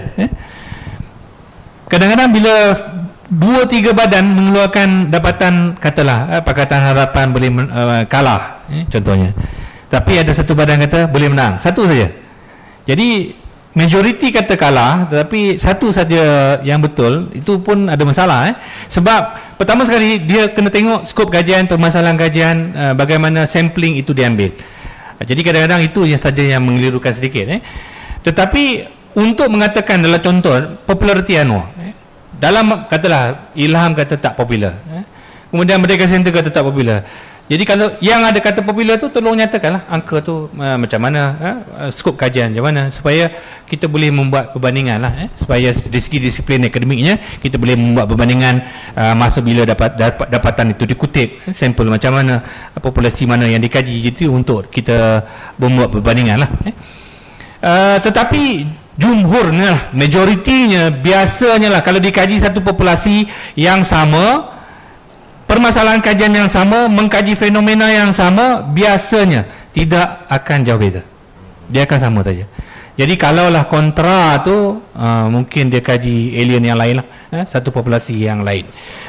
Sebab gini, kalau tuan-tuan tengok sebagai perbandingan saja, tuan-tuan boleh tengok rilis yang dibuat oleh badan kajian di Indonesia. Walaupun berpuluh-puluh badan kajian tentang, contohnya ada 3 kumpulan ataupun 3 gandingan yang menawarkan, dia akan sama saja dapatan kajian dia tak akan berbeza, tak akan lari jauh, dia akan lari dalam persentage yang sangat minima, 3-4% itu kita boleh terima lah. Tapi kalau bersalahan langsung dengan majoriti awam, kita tengok kat kedai kopi pun orang kata, tiba-tiba kata dia popular, yang itu agak pelik lah bagi saya lah. Jadi kita nak tahu macam mana data itu dikutip lah. Baik, saya nak singgung lagi berhubung dengan kegusaran saya sekiranya, contohnya saya nak respon tentang begini, kenapa politician di Malaysia, bagi saya di Malaysia agak berbeza sikit tuan. Di Malaysia ni saya menumbuhkan Ilham ni, sebenarnya tuan tanya tadi siapa yang fun, kami bergerak sendiri dengan boleh dikatakan mencari dana sendiri. Dan badan kajian di Malaysia ni agak unik, kerana kalau kita bertemu dengan badan-badan kajian di negara lain, kalau saya pergi ke Indonesia, pergi ke Filipina, ke negara-negara lain, dia akan pelik macam mana kami beroperasi. Sebab kita mencari duit untuk membiayai sendiri kos penyelidikan. Biasanya kalau negara lain, ialah mereka akan dibiayai oleh foundation ataupun yayasan yang besar yang akan menaungi, dan mereka bukan profit oriented. Researcher bukan satu entiti yang akan mencari dana. Macam saya ni, kita terpaksa mencari dana. Apa yang saya buat? Saya buat Ilham Books, kan dinilai, jual buku, runcit duit lebih-lebih, untung untuk kumpul buat Ilham Center, buat kajian. Itu cara kami bergerak lah. Bukannya macam ada soalan saya pun ada juga tu, tapi dapat saya izin dah sebut, ada yang kata Merdeka Center itu dibiayai oleh belah sana, Ilham Center dibiayai oleh belah sini. Tak ada Kalau Ilham tak ada lah, sekarang ni tak ada lah. Memang kami mencari duit sendiri dan kami melabur lah. Selain daripada itu ialah yang kedua, projek lah. Projek ni klien kadang-kadang kerajaan yang kementerian yang commission untuk kajian-kajian itu nilai tambah lah. Sebab tu saya cakap tadi, sepatutnya badan kajian di Malaysia itu tidak seumpama ini yang berlaku di Malaysia. Di Malaysia ni memang agak unik sikit, agak pelik. Memang dia profit oriented, dia lebih profit oriented, dan itu terdedah kepada serangan tadi. Serangan orang politik menganggap bahawa Ilham ini dibayar oleh Tun Daim, Merdeka Center mungkin dibayar oleh siapa. Jadi itu yang mendorong kenyataan-kenyataan yang keluar daripada ahli politik itu, mereka menolak kajian itu. Baik, yang kedua, selain daripada itu ialah sepanjang saya mengenali politician ini, gambaran awal politician kepada badan kajian. Pertama sekali mereka menganggap, sebahagiannya ialah mereka menganggap kajian ini hanya mengkaji fenomena. Tetapi kami selaku politician yang akan menentukan fenomena. So kami tak akan kisah. Macam sebahagiannya memang tak pandang badan kajian ni. Tak penting. Kerana apa? Kerana kamu kaji apa yang aku buat. Jadi maksudnya dia boleh mencorakkan fenomena itu. Jadi saya yakin bahawa sebahagian pandangan dalam kerajaan itu begitu.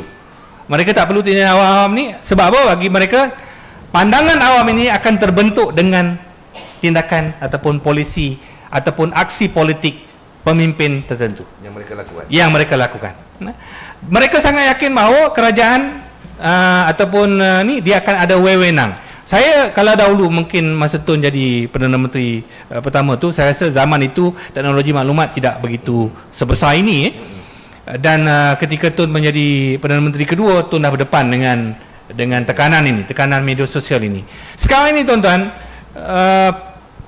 peranan media sosial ini sudah membengkak kepada 56% kebergantungan rakyat untuk mendapatkan maklumat.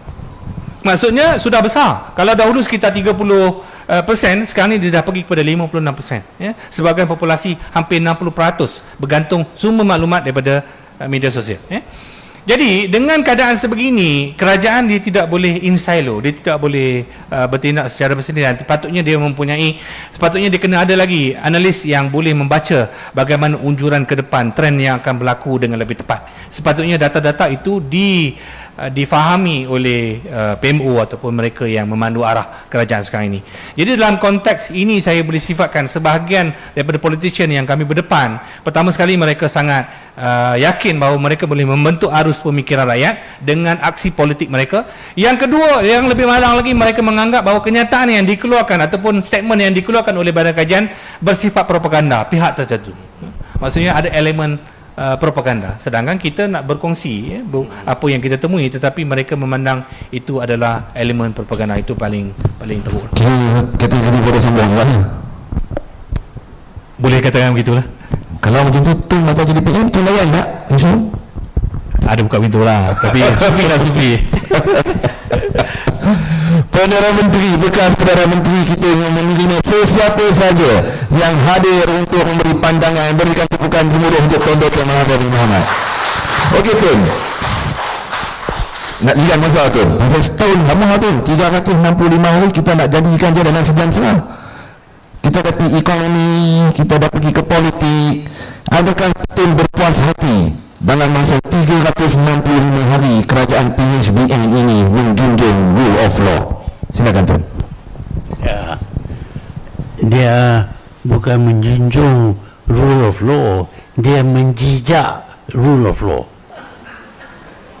Kita dapati umpamanya kalau kerajaan ada orang yang minta kerja dengan universiti milik kerajaan, universiti sanggup terima kerana kelayakan orang itu. Tiba-tiba universiti bagi tahu, sorry lah, tak boleh ambil awak. Kenapa? Orang atasan tak pergi. Jadi orang atasan ni siapa? Kerajaan lah. Itu bukan rule of law, itu ikut nafsu.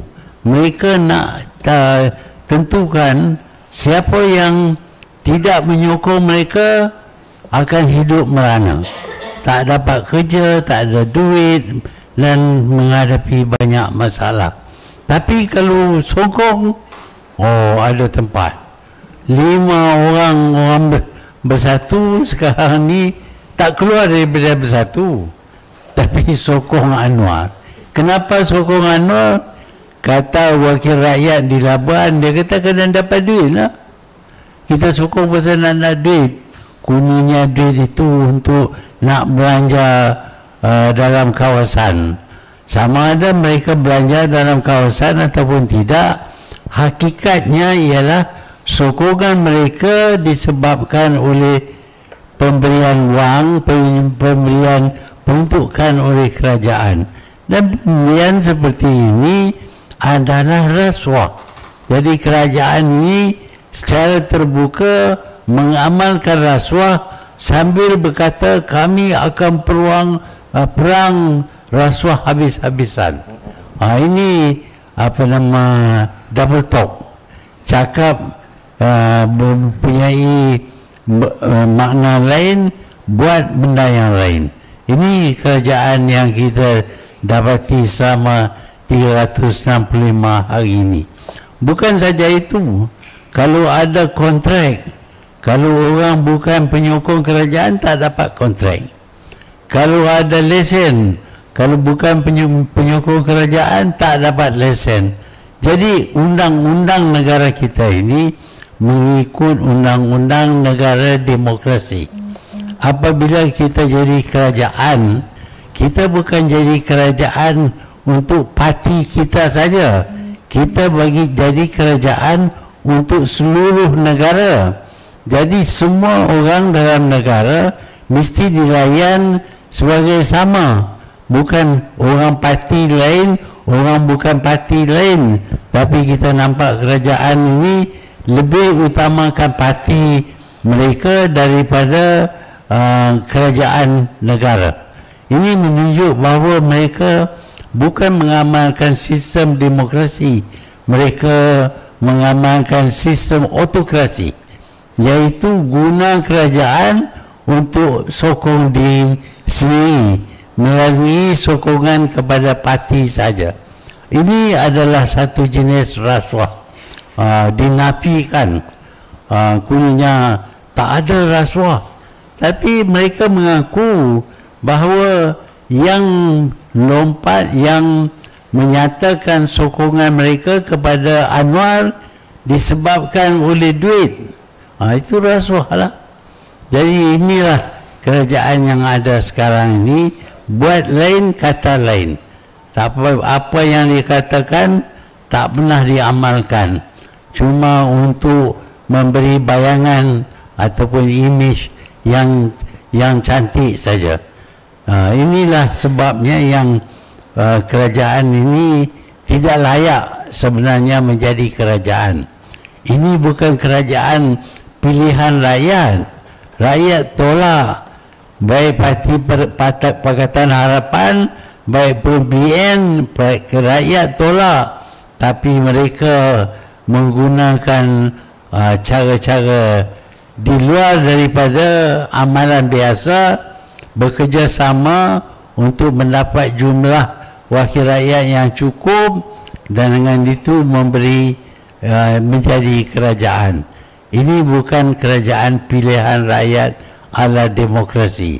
Ini bertentangan dengan demokrasi, dan mereka juga bukanlah orang yang mempunyai pengalaman dalam bidang pentadbiran.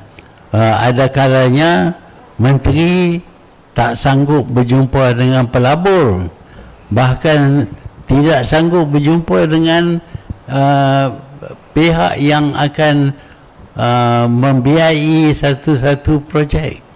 Sebab itu apabila mereka diminta supaya bertemu dengan Asian Development Bank, mereka tidak ingin bertemu. Jadi kita ada kerajaan, bukan kerajaan negara, kerajaan parti, untuk parti itu saja. Ini bertentangan dengan the rule of law. The rule of law berkata apabila kamu jadi kerajaan, kamu jadi kerajaan untuk seluruh negara, bukan untuk parti kamu saja. Tepat sekali itu, saya nak bersetuju. Itu rule of law. Kerajaan ini memijak, bukannya menjunjung tetapi memijak perlembagaan. Okey bro, saya nak pergi di luar konteks kajian pula pada bro. Soalan terakhir untuk bro tentang kebebasan bersuara setahun 395 hari bumi Malaysia di bawah PHBN. Bagaimana tentang kebebasan bersuara? Silakan bro. Ni pandangan Nisam berhubung dengan kebebasan bersuara, ataupun saya boleh kaitkan sekali dengan reformasi institusi lah.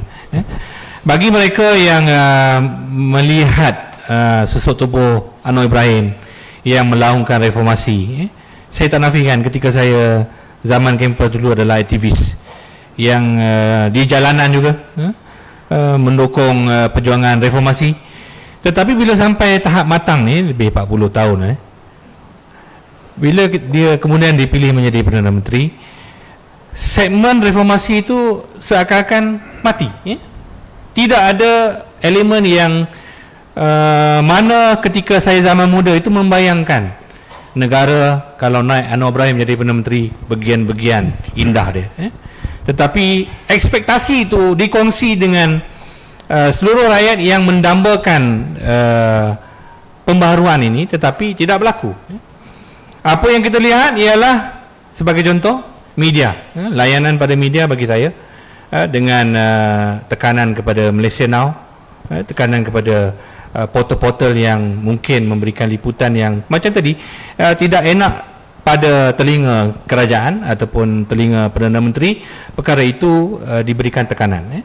Jadi bagi kami yang mungkin terlibat dalam apa yang dikatakan gerakan sivil, CSO ni di Malaysia ni, bagi mereka yang mendukung gerakan sivil ini, boleh dikatakan sekarang ni kalau kita kenyataan daripada ideas, kenyataan daripada bersih, semua sekarang ini bertentangan dengan dukungan awal kepada Datuk Seri Anwar Ibrahim. Jadi apa yang berlaku sekarang ni saya sifatkan apa yang terjadi kerana kerajaan sekarang ini ialah kerajaan bukan kerajaan yang diberikan gambaran muluk oleh Anwar Ibrahim sebelum ini. Apabila ditanya, mereka menjawab ini bukan kerajaan Pakatan Harapan. Betul. Ini bukan kerajaan Pakatan Harapan, ini adalah kerajaan perpaduan. Kerajaan perpaduan tidak ada manifesto. Tetapi kalau tuan-tuan ingat, satu sekretariat dibentuk, ialah sekretariat kerajaan perpaduan. Apa tujuan sekretariat ini yang diketuai oleh Datuk Seri Datuk Ashraf Wajdi Dasuki, bahawa mengumpulkan ataupun menyelaras, mencerakinkan semua piagam ataupun manifesto yang ditawarkan parti-parti dalam kerajaan perpaduan untuk dijadikan ataupun diselaraskan sebagai pelaksanaan di peringkat kerajaan. Sampai sekarang tidak ada dimaklumkan ataupun diwawarkan apa yang dicerakinkan, apa yang dikeluarkan daripada semua manifesto parti-parti yang menang dalam Pakatan Harapan ataupun BN ataupun GPS dan juga JRS. Tidak dikemukakan kepada awam.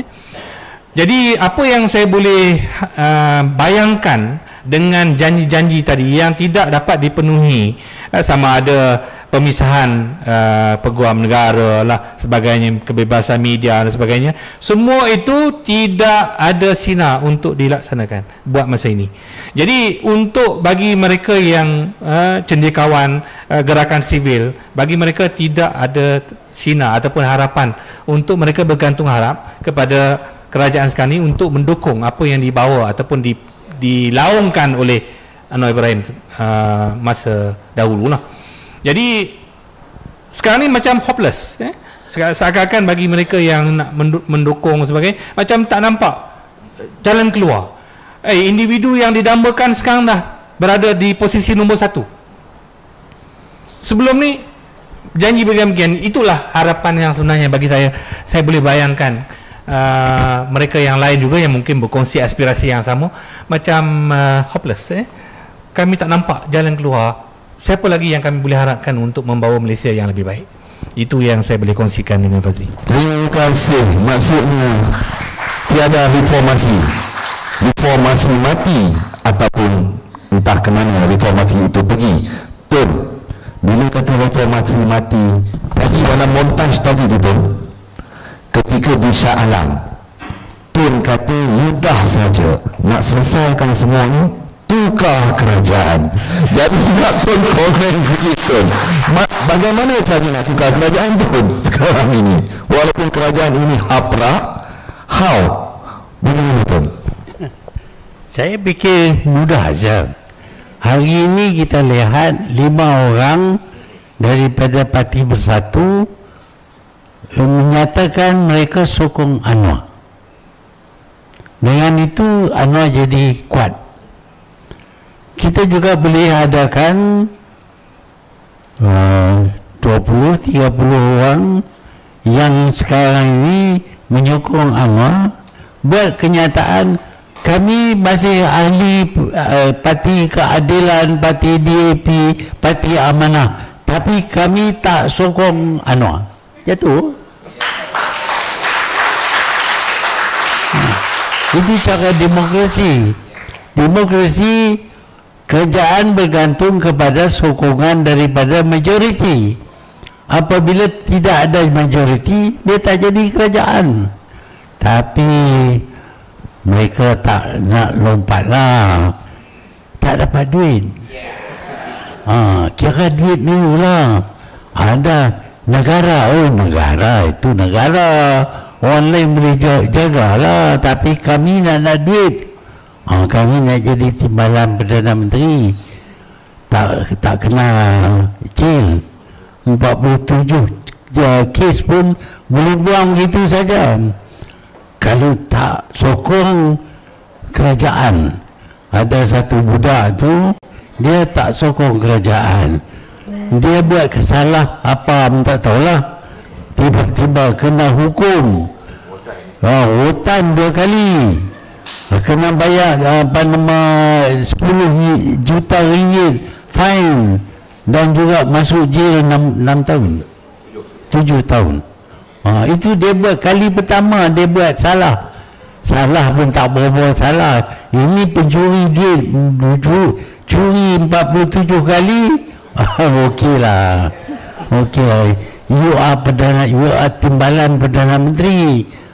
Timbalan Perdana Menteri mengatasi undang-undang, the rule of law. Forget it lah, kita boleh buat apa saja.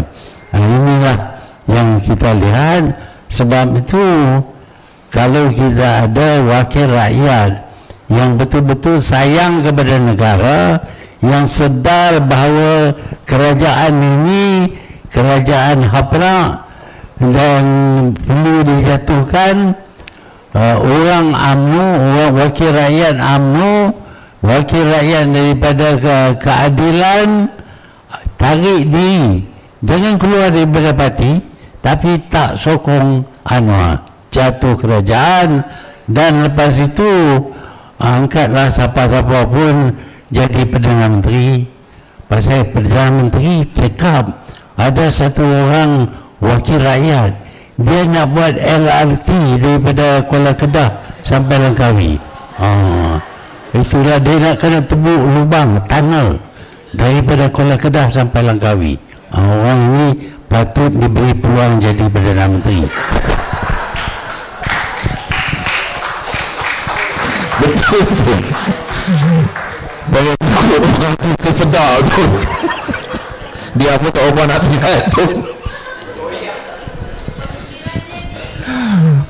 Okey, betul. Bila Tun dah sebut pasal orang Langkawi tu, saya nak tambah sikit lah Tun. Melayu, adakah Melayu akan terus berjaya di bawah kerajaan PHBN ini di masa hadapan, ataupun Melayu akan terus tertindas, Melayu akan terus ketinggalan Tun? Silakan Tun. Melayu akan hilang negara mereka, kerana orang Melayu akan terus miskin, kerana tak ada dasar kerajaan untuk membantu sedikit orang Melayu supaya mereka tidak begitu miskin sehingga mereka jual tanah. Hari ini tanah Semenanjung, tanah Melayu ini separuh bukan lagi milik orang Melayu, separuh lagi dalam jangka masa 10 tahun saya ingat habis dijual, dan orang Melayu tak ada negara mereka sendiri. Inilah masa depan orang Melayu yang saya nampak. Terima kasih Tun, terima kasih kepada Hisham. Daripada belum membentuk kerajaan hinggalah dikupasnya, Anwar mengangkat sumpah diikuti dengan naik sabu, naik lembu, harga ayam melambung tinggi, harga ekonomi semua telah disentuh serba sedikit oleh Tun Dr. Mahathir bin Mohamad dan juga Ushamuddin Bakar. Kerana apa? 1 jam setengah nak rangkum 365 hari. Susah. Macam Tun kata lah, kita nak kena tebuk lubang, buat terowong pergi ke Langkawi yang ambil masa. Kepada ahli parlimen tu, janganlah duk merapu sangat, malu kita orang Melayu. Silakan Farah. Terima kasih Fazli. Kita buka ya Tun untuk sesi soal jawab ya. Boleh kita buka. Silakan kita cepatkan waktu ya. Pendek.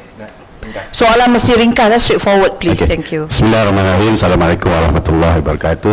Nama saya Nur Azam Saleh daripada Perkasa Wilayah Persekutuan. Soalan saya yang pertama sebenarnya dah ditanya oleh saudara moderator Tuan Fazli. Tapi saya nak tanya juga soal Tuan Isamuddin. Adakah peluang lagi untuk Perikatan Nasional untuk ambil alih kerajaan? Dan keduanya, pada Tun, adakah Perikatan Nasional ni mampu untuk membentuk kerajaan selepas ini? Terima kasih. Ya, mampu, masih mampu. Seperti yang saya katakan tadi, untuk diri kerajaan, Perikatan Nasional perlu ada jumlah wakil rakyat lebih daripada 111. Jumlah semua 222. Jadi kalau lebih daripada 111, orang itu boleh jadi kerajaan.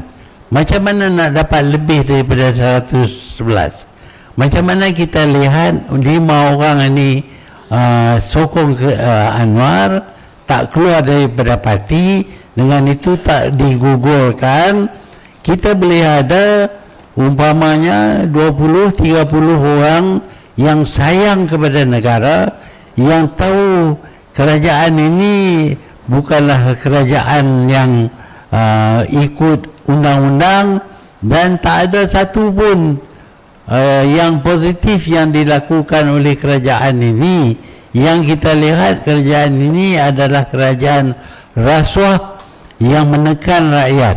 Kalau tak suka kepada kerajaan ini, 30 orang cabut dari, tolak Anwar dan menyatakan sokongan mereka daripada UMNO, daripada Amanah, daripada Keadilan, menyatakan sokongan mereka kepada kejatuhan Datuk Seri Anwar sebagai Perdana Menteri. Dengan itu, parti lain termasuklah Perikatan Nasional bolehlah pilih orang lain, seperti mana dahulu apabila Muhyiddin dijatuhkan kerana sokongan 15 orang ditarik, dia dijatuhkan dan Ismail Sabri jadi Perdana Menteri. Perkara seperti ini boleh diulangi sekarang ini.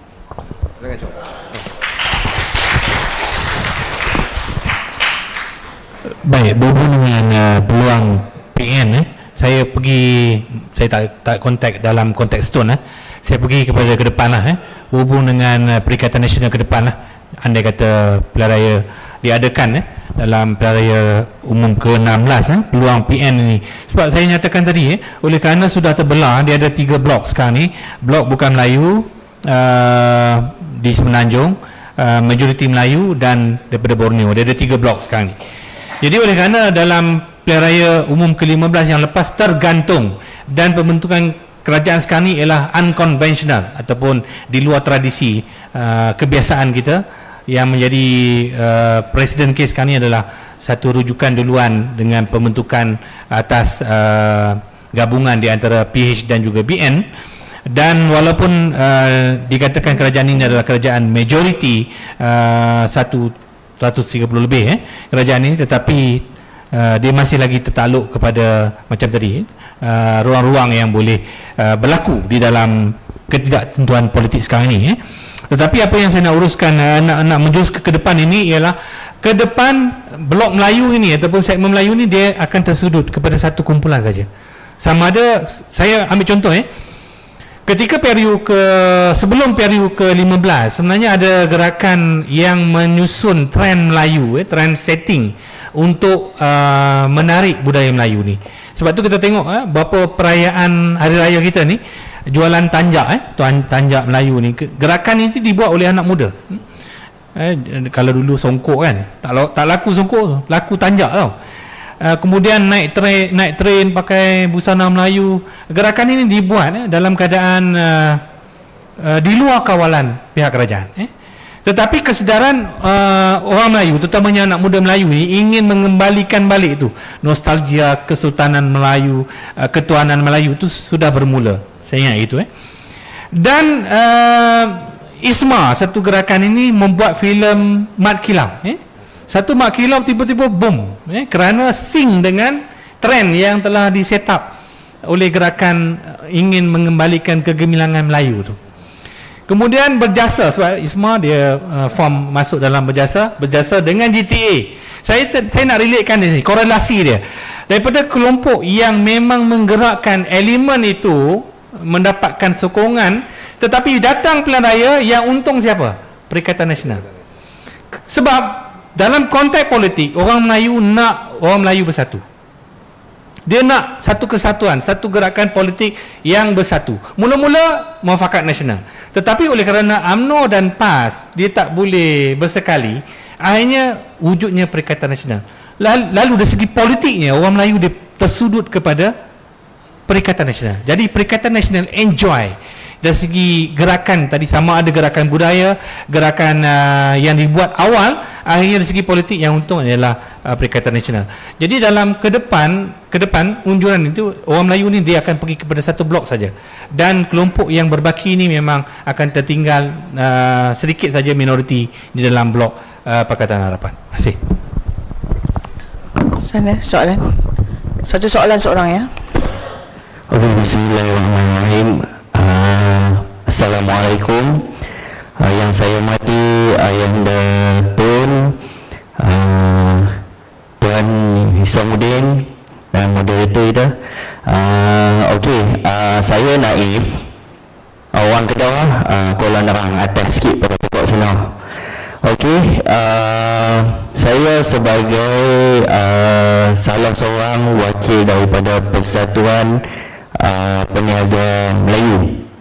Okey, yang menjadi kebesaran kami, saya nak tanya, adakah peniaga bukan Melayu, maksud saya ni bukan konteks dalam Malaysia, terlalu banyak kegusaran kami sebagai peniaga Melayu dengan kekacauan peniaga, maksud saya parti, peniaga parti terlalu banyak dan mendapat kelulusan daripada kerajaan.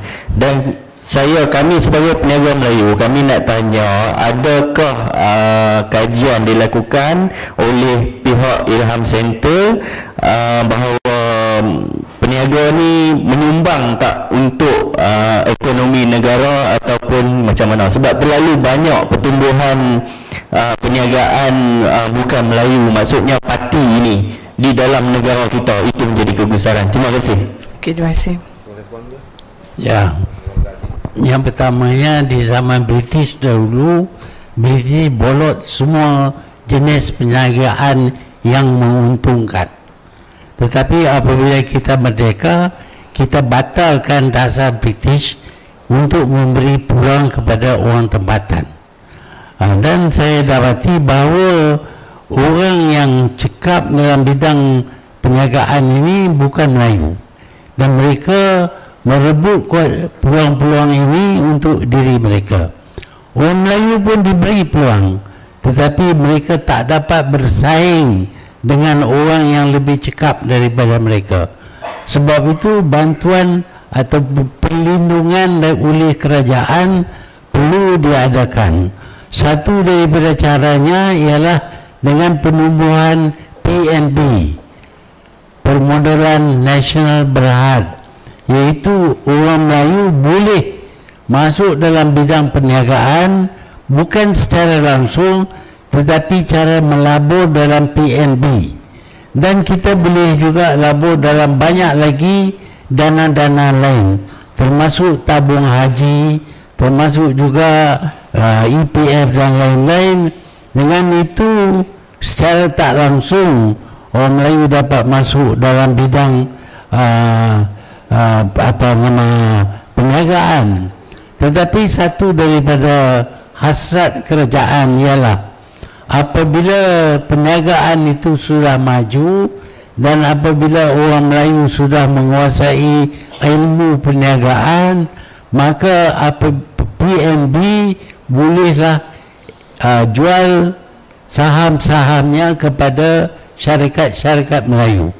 Jadi syarikat yang diambil alih oleh PNB akan dimiliki oleh orang Melayu. Tetapi orang Melayu mestilah buat persediaan daripada segi capital, dari segi pengurusan dan sebagainya. Tetapi malangnya apabila kita bagi kepada PNB dan ditubuhkan khazanah lebih bersaing dengan orang Melayu daripada bersaing dengan orang bukan Melayu. Jadi dasar khazanah itu perlu dikaji semula supaya mereka cuma ambil alih buat sementara, menunggu apabila orang Melayu ada yang mampu menguasai syarikat itu. Dan janganlah pula khazanah menjadi pesaing yang bersaing dengan orang Melayu, tidak bersaing dengan orang bukan Melayu. Ini satu penyelewengan yang berlaku dan perlu dikaji oleh kerajaan. Malangnya kita mempunyai kerajaan yang tak berminat untuk melihat orang Melayu maju dalam bidang perniagaan dan perusahaan. Betul. Lagi satu dia nambah tu. Terima kasih Dato'. Jelas. Orang Melayu untuk buat Ya. Ya, orang Melayu juga terpaksa bersaing dengan pendatang daripada negara-negara lain. Ini terpulanglah kepada orang Melayu. Apabila kita berjaya, janganlah jual perniagaan milik kita kepada orang asing ini. Kalau kita jual dan mereka nampak peluang yang baik di Malaysia, mereka akan datang dengan ramai-ramai untuk mengambil alih perniagaan orang Melayu. Dengan itu orang Melayu terpaksa bersaing bukan saja dengan kaum lain tetapi juga dengan pendatang ke negara kita. Silakan soalan. Bismillahirrahmanirrahim. Assalamualaikum warahmatullahi wabarakatuh. Muhammad Bazli bin Abu Bakar, Bazli Bakar daripada Badan Perhubungan PAS Negeri Sembilan. Pada Julai lepas kami ada pertemuan dengan Tun Daim untuk bertanyakan hal berkaitan dengan bagaimana untuk pembangkang membantu dari segi melonjakkan ekonomi. Mungkin ada tips-tips daripada Tun Daim pada ketika itu. Tapi apa yang disebut oleh Tun Daim 10 apa yang kalau kita beri pelbagai cadangan sekalipun, dunia sudah hilang kepercayaan kepada PMX. Jadi apa yang disebut oleh Tun Daim 10, yang disebut oleh PMX 11 tak boleh dipercayai. Jadi itu yang pertama, kenyataan pertama. Dan kita melihat banyak pembohongan dilakukan, seperti mana Ayahanda Tun sebut, setiap hari ada kenyataan dan kebanyakannya kenyataan bohong. Dan berbohong ini dalam mental health, dia ada istilah mythomania. Apakah boleh kalau kita kata semua ahli parlimen, kita tak nak tuju pada Tambun sahaja untuk kita ambil test mental illness ini ataupun mental health ini, supaya ada sesuatu yang kita boleh lakukan, kalau tak boleh sedar pun sekurang-kurangnya untuk menjatuhkan kerajaan yang ada. Wallahu alam. Itu saya beberapa cadangan itu baik, tetapi yang lebih baik ialah wakil rakyat kita, ahli parlimen kita berhenti daripada menyokong Anwar dan jatuhkan kerajaan. Ya, soalan terakhir. Bismillahirrahmanirrahim. Assalamualaikum warahmatullahi wabarakatuh. Jadi minta maaf saya gugup sikit harapan dengan Ayahanda Tun di kali pertama. Saya Muhammad Azharuddin Ghassan daripada Seremban, ahli bersatu dan juga wakil kepada NGO Perintis Malaysia. Kalau berdasarkan apa yang kita dengar dan apa yang telah dijelaskan oleh Ayahanda Tun sebentar tadi, saya rasa tidak keterlaluan kalau kita katakan kerajaan sekarang ini sebagai kerajaan klintokrasi. Jadi bukan mulut dia bohong, consider sebagai klinton. Jadi ada dua perkara di sini dengan perkembangan politik, perpindahan sokongan 5 ahli parlimen bersatu kepada PMX. Dua perkara yang saya ingin utarakan atau ingin tanyakan kepada Ayahanda Tun. Pertama, berdasarkan sejarah Malaysia, sebelum daripada ini, hampir semua parti-parti yang keluar daripada UMNO nak menubuhkan parti boleh dikatakan hilang ataupun mati kubur tak bertanda atau senyap. Adakah ini juga akan berlaku kepada Bersatu yang mana telah dimulakan dengan 5 ahli parlimen yang menyokong PM Act yang berkemungkinan dengan bermatlamat menghalalkan cara sebagaimana Ayanda Tun cakap tadi, ianya mengamalkan rasuah dalam bentuk yang mungkin tersembunyi. Mungkin angka ini akan bertambah yang akhirnya melemahkan Bersatu. Yang kedua, melalui buku penulisan yang Ayanda Tun, satu cukup ni. Ini pun kita dah terlebat. satu lagi. 5 ini nak kena balik. Satu lagi kalau boleh. Berdasarkan buku yang ditulis oleh Ayanda Tun dan ianya menjadi sebutan bahawa Melayu mudah lupa. Jadi tidakkah apa yang diamalkan atau apa yang dipraktikan atau apa yang dinyatakan oleh kerajaan klintokrasi sekarang ini akhirnya termasuklah harga barang, keadaan ekonomi dan sebagainya, orang kita Melayu akan lupa dalam satu jangka masa tertentu. Sebab kita baru jalan setahun, kita ada 4 tahun lagi.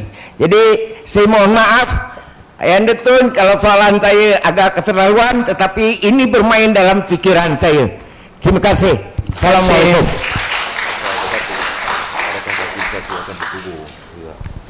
Ya, saya telah nyatakan lama dahulu bahawa Melayu mudah lupa.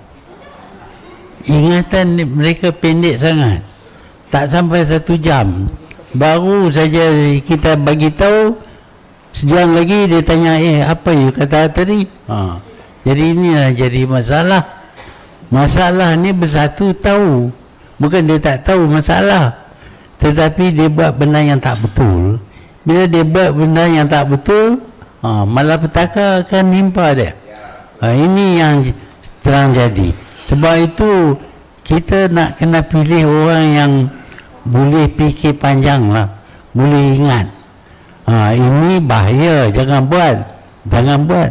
Tapi kalau kita dapati orang yang mudah lupa ini ambil alih kerajaan dan dia juga ada sikit-sikit unsur penyangak, habislah kita.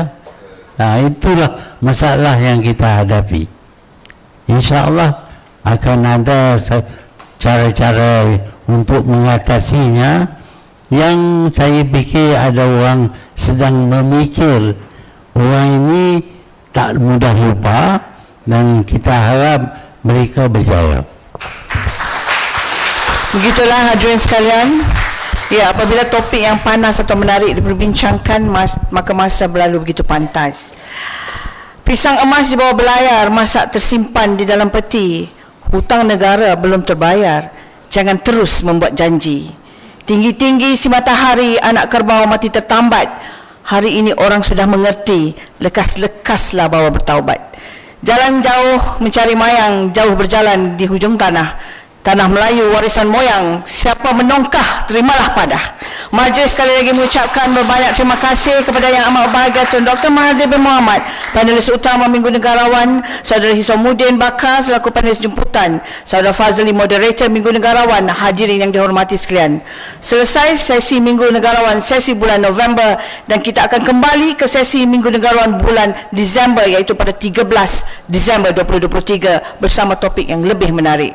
Terima kasih kepada semua yang hadir. Hati-hati bila memandu. Semoga selamat tiba di destinasi masing-masing. Saya sudahi dengan wabillahi taufiq wal hidayah. Wassalamualaikum warahmatullahi wabarakatuh.